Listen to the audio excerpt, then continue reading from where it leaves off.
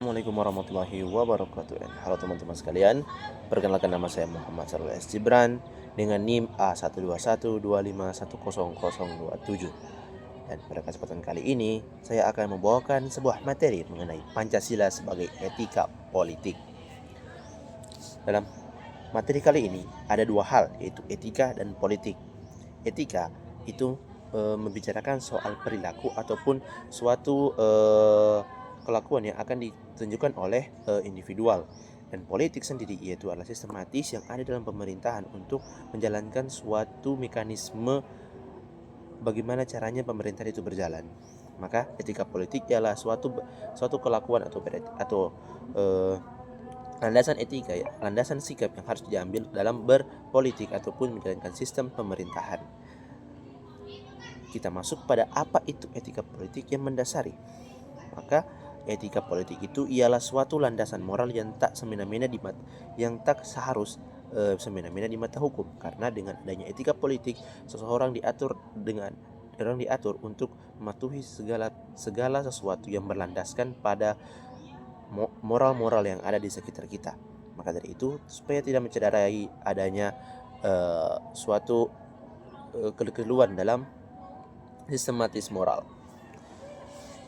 Bagaimana caranya sistem politik dapat terjalankan? Kita masuk pada sistem etika politik.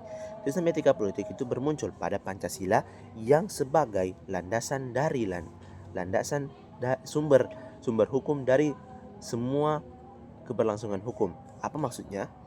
Pancasila sebagai sumber hukum atau hukum diciptakan dalam suatu Pancasila, dan Pancasila menjadi sumber yang bersumberkan pada hukum-hukum tersebut. Misalnya contoh UUD, undang-undang,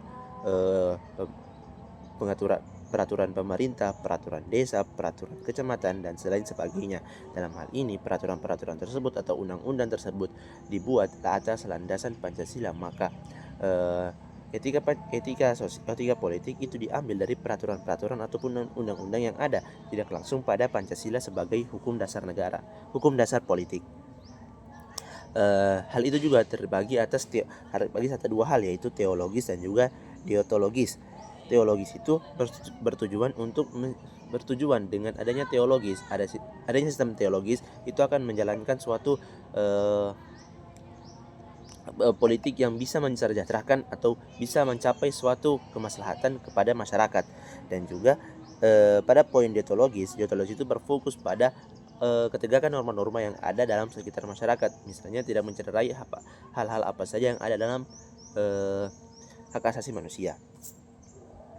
Kita bedah dalam dimensi-dimensi etika politik dalam Pancasila. Kita berlanjut pada sila pertama. Dalam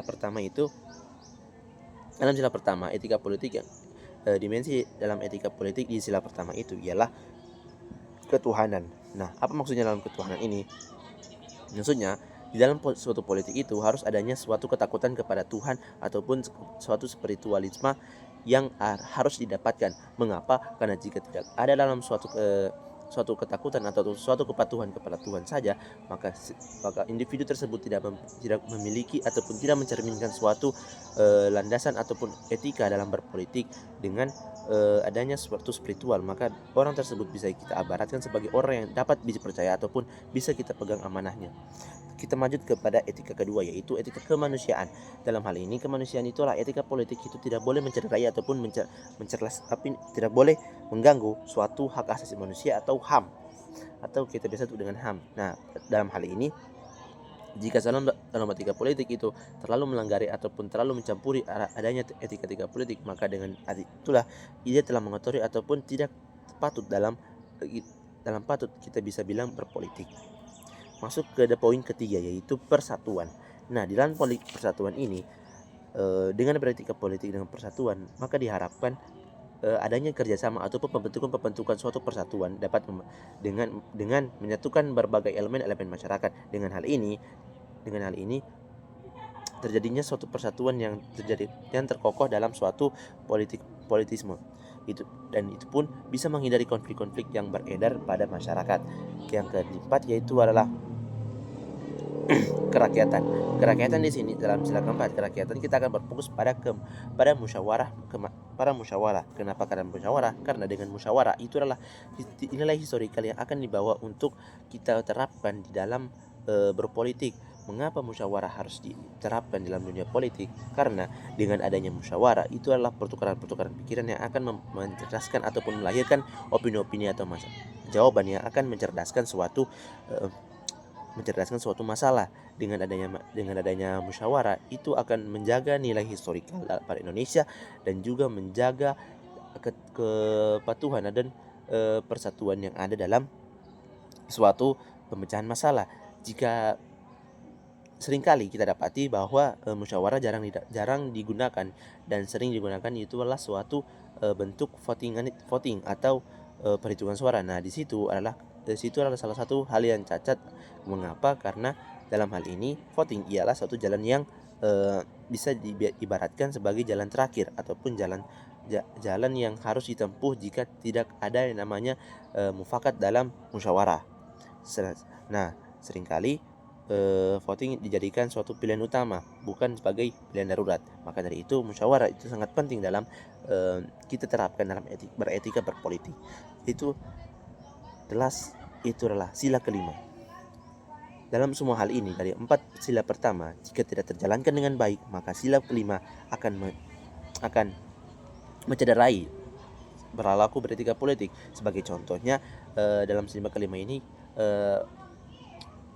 orang-orang dalam politik terlalu berpihak kepada oligarki ataupun pihak-pihak luar. Maka dari itu kesejahteraan atau pemerataan yang ada dalam suatu negara tidak tercapai dengan baik. Maka dari itu pentingnya kita harus menjaga suatu integritas dalam negara ataupun berpolitik supaya tidak terlalu tercemari dengan oligarki yang ada di dalam oligarki ataupun pihak-pihak luar. Dan sebab itu bagaimana jikalau adanya suatu individual ataupun suatu pelaku tidak mencerminkan atau tidak menerapkan suatu etika politik. Apakah itu sistematis politik yang salah ataupun kesalahan dari individualismenya? Situ kita harus menelaah dulu sistem etika dalam politik. Sistem peretikaan itu sudah dalam pencakupan yang sangat baik. Nah, sedangkan yang kurang itu ialah penerapan dan juga penserapannya pada individu yang ada dalam Indonesia. Misalnya contoh, jikalau ada tikus di dalam rumah, maka bukan rumahnya yang dibakar, namun tikusnya yang harus dibasmi. Dengan apa? Dengan cara memusnahkan ataupun menghilangkan bahwa tikus ini ialah suatu hama. Oke, itu saja sekalian apa yang bisa saya sampaikan dari Pancasila sebagai etika politik. Saya ucapkan banyak terima kasih. Wassalamualaikum warahmatullahi wabarakatuh.